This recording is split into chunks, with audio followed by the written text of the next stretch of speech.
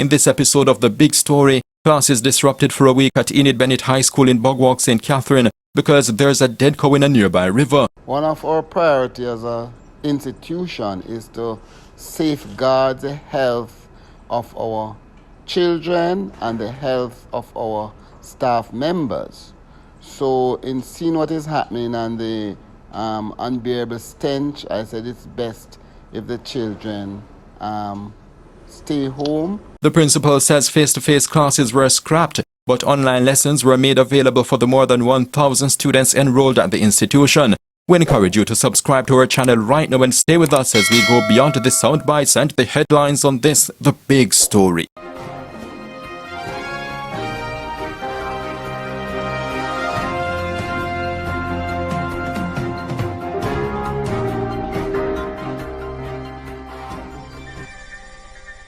Empty classes and a deafening silence. It's like an official holiday here at Enid Bennett High School in Bogwalk, St. Catherine. But that's not the case. Classes have been disrupted for almost a week due to a stench emanating from a dead cow stuck in a river that runs in a bushy area at the back of the educational institution. That same river supplies several communities with water, which residents either treat or use in its natural form. Principal Patrick Phillips said people started smelling the stench when they showed up at the school on Monday, November 6, following the weekend break. When we smelled the stench on Monday, we had searched feverishly for the source of the odor.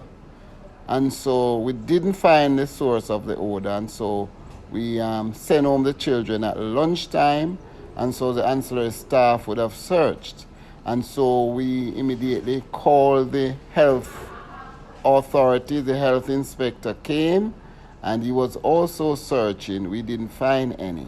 So in my mind, I said maybe by the next day, the smell would have disappeared. The scent did not disappear the next day, Tuesday, but luckily, a search team was able to locate the source of it, a dead cow. But when we came in on Tuesday morning, the stench was still there.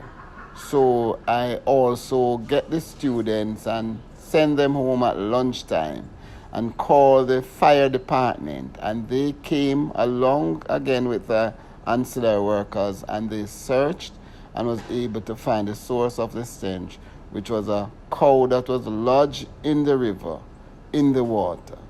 When the firemen do their assessment, they said they could not do anything.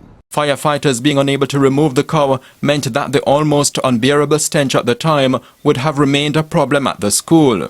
In light of that, the principal closed the institution fully for the next 2 days, Wednesday and Thursday. The closure, he said, necessitated a switch to online teaching for the just over 1,200 students on roll. So the best thing that we could do is to let the children stay online. So we said, okay, you'll go online for 2 days. And I will come to school and see if the stench is still there. So by Thursday, if it's not gone, we'll communicate to you. While the students were staying at home on Wednesday, further assessments were done to ascertain how feasible it was to remove the carcass from the river. On Wednesday, Dr. Watson, the head veterinarian from the Ministry of Agriculture, came by and he also did an assessment. He also recalled the fire brigade. They came and they also do an assessment again, and they decided that there's nothing that they can do, because if they try to remove the dead animal, it would disintegrate. And so he said they would try to get in touch with the parish council and various places. On Thursday, the Water Commission came and they said they couldn't do anything either. When Thursday came, the school carried out its communication to students and staff, telling them that there was still no real solution. The stench was still standing strong, resulting in the school scrapping its reopening that was scheduled for Friday. The Beacon visited the school Friday, but the river was not easily accessible, partly due to shrubs. The smell of the dead animal rose and fell with the sun. It was much worse earlier in the week, the principal said. He's of the view that the car was washed to the vicinity of the school during heavy rainfall, which left the river in spate. On observation, it seemed as if it's washed from upstream because on Saturday there was a big rain, and so I think it might have washed from upstream. That's my first hypothesis on the situation. It might have come from upstream. Because I've not heard any community members talking about a missing cow or they have lost any animal. So it might be coming from way upstream. And so it lodged at a spot in the water where there are some bamboos. He does not think the suspension of face-to-face classes has caused any major loss in teaching time, considering the use of the school's online platform. Well, I have asked that we have evidence to show, each teacher must have evidence to show that online is going on. We have the Google platform and other online platform, and some teachers would have created. Yesterday, a teacher came and said she's a new teacher, so she was not placed on the online platform, but what she did was to do WhatsApp videos and interact with the students through videos. So I'm very pleased to see. And one of the things that happened is that I think we as a country have dropped the ball somewhat.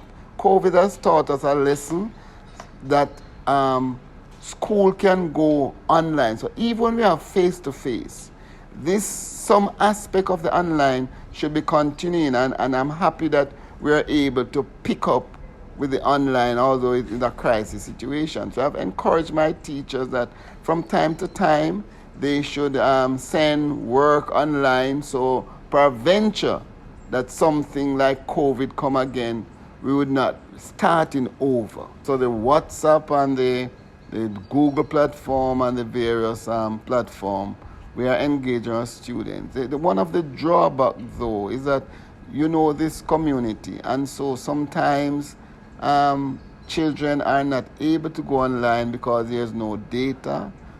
Children are not able to go online because they do not have the devices.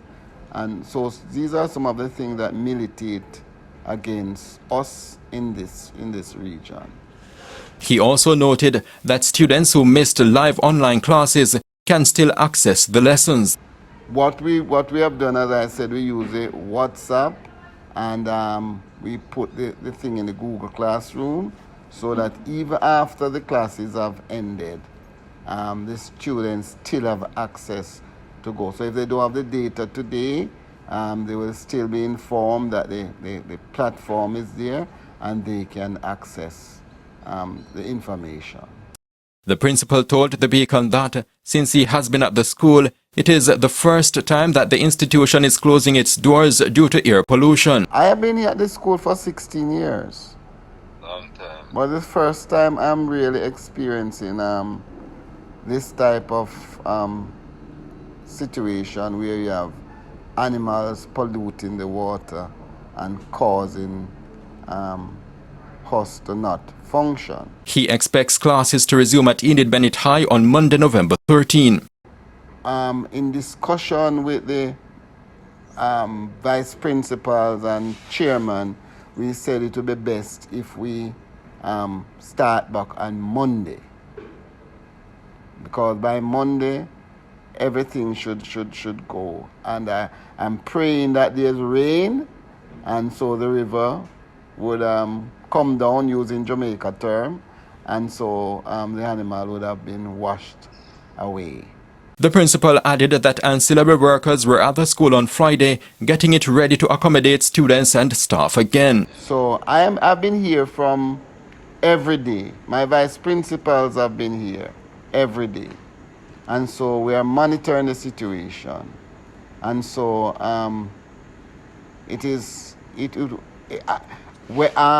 we had called on Tuesday. We had called the ancillary workers together. We have called the admin workers together. We have called the academic staff together. And we said, okay, you have to stay out. So everybody was out.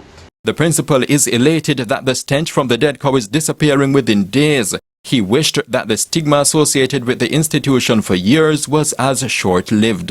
We have been all in our own, you know. One of the things that happen is that we get pockets of excellence.